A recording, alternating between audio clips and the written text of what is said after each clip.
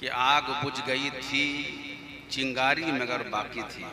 क्या कहने, क्या कहने। इस तहरीक ने उस चिंगारी को फिर हवा दी है। वाह। इंशाअल्लाह फिर हम ऐसी आग बनकर उभरेंगे जिससे नुकसानात होने के बजाय फवाइद की नई तारीख लिखी जाए। दिलों में घर बनाने का सामान किया जाएगा। खुश्क होंठों पर मुसर्रत की लहर दौड़ेगी इंशाअल्लाह, और फिर हमारे अंदर सुकून और तमानियत का वो चिराग रोशन होगा जिससे हमारी नस्लें भी इंशाअल्लाह रोशनी हासिल करेंगी।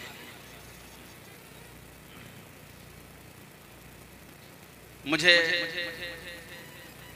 अजीमाबाद के अनीस इमाम के जो 3 अशार याद आ रहे हैं जो बिल्कुल हस्बे हाल हैं कि तशनखूं मेरा कातिल है लहू मांगेगा। तशनखूं मेरा कातिल है लहू मांगेगा, आज पैमाना दो कल भर के सुबह मांगेगा। वाह। आज पैमाना दो कल भर के सुबह मांगेगा, और तिश्नगी खंजरे कातिल की बुझेगी क्या खाक। तिश्नगी खंजरे कातिल की बुझेगी क्या खाक, सीना हो जाएगा छलनी तो गुलू मांगे। सीना हो जाएगा छलनी तो गुलू मांगेगा, और जब आलम ये हो तो फिर सरबकफ कूचाए कातिल में न क्यों फिरिए अनीस। सरबकफ कूचाए कातिल में न क्यों फिरिए अनीस, और क्या इसके सिवा अदू मांगे।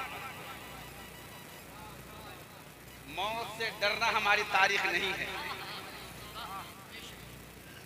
मौत की आंखों में आंखें डाल के बात करना हमारी तारीख है। जो मोमिन है वो मौत का इस्तेक़बाल करता है। नबी रहमत ने फरमाया अल मौतु तोहफतुल मोमिन, मौत मोमिन के लिए तोहफा है। जिसने मौत को तोहफा समझ लिया वो कभी भी मौत से डरेगा नहीं। और हमारा आलिमिया यह है कि हमने अपने ऊपर मौत का खौफ तारी कर रखा है। हम वो जिंदगी जी रहे हैं जो खौफ के साए में है। कोई दिन हमारा ऐसा नहीं गुजरता जिस दिन का अखबार हमारे खून की सुर्खी से न लिखी। हर सुर्खी हमारे खून से लिखी गई। मुझे याद पड़ता है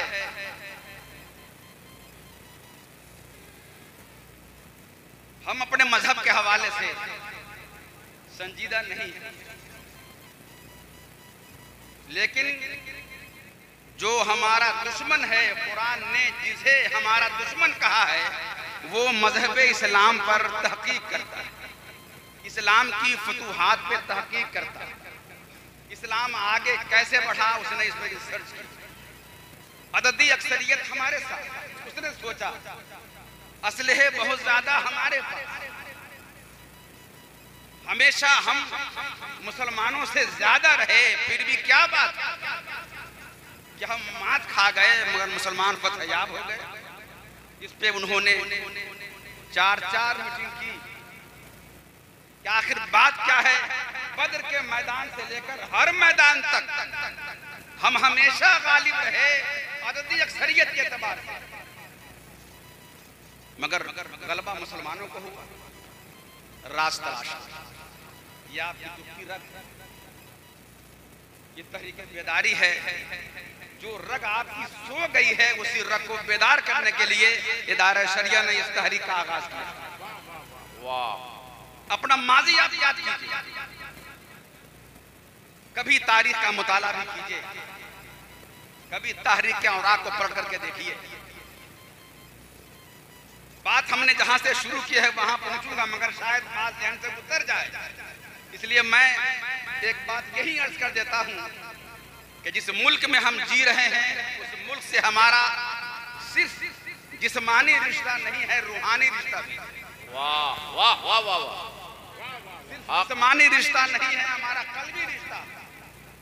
और कल्बी रिश्ता कैसे है? ऐसे कि दुनिया का सबसे पहला इंसान भी इसी मुल्क में आया। वाह। दुनिया का पहला इंसान सबसे पहले अगर कहीं आया तो वो हिंदुस्तान में आया। और सिर्फ आदमी नहीं, इंसान नहीं, बल्कि दुनिया में सबसे पहले पैगंबर भी अगर कहीं आया है तो हमारे मुल्क में। वाह। हजरत आदम अलैहिस्सलाम पहले पैगंबर और उनका नुज़ूल भी हिंदुस्तान में। इस एतबार से हम देखें तो इस मुल्क से मोहब्बत की कई जिहतें हमारे यहाँ रोशन हो जाती हैं। हम सिर्फ इस मिट्टी से इसलिए प्यार नहीं करते कि हम यहाँ पैदा हुए, इसलिए भी इससे प्यार करते हैं कि नबियों की जमात का जो सबसे पहला फर्द है उसका बुरूद यहाँ।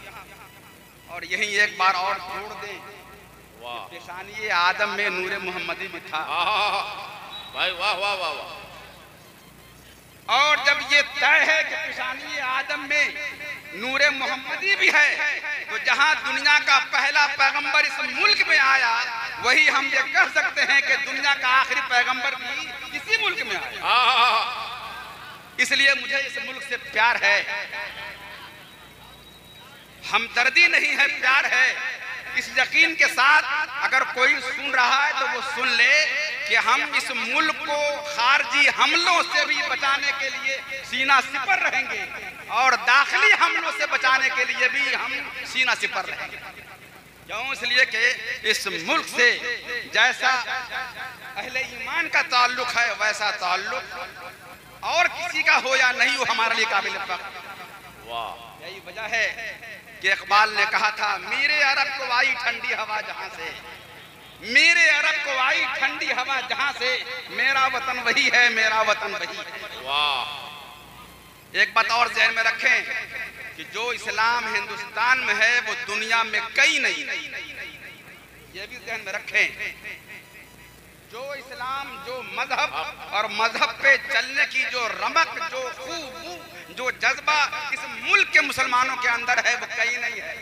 उलमा-ए-किराम ने सफर किया है, ये हिजाज भी गए हैं, उर्दू भी गए हैं, शाम गए हैं, बगदाद शरीफ गए हैं। वहां के शेखुल हदीस को देखिए, इल्म बहुत बड़ा होगा, इल्म बहुत बड़ा होगा, मगर हैगत से आपको नहीं लगा कि ये आलिम दीन,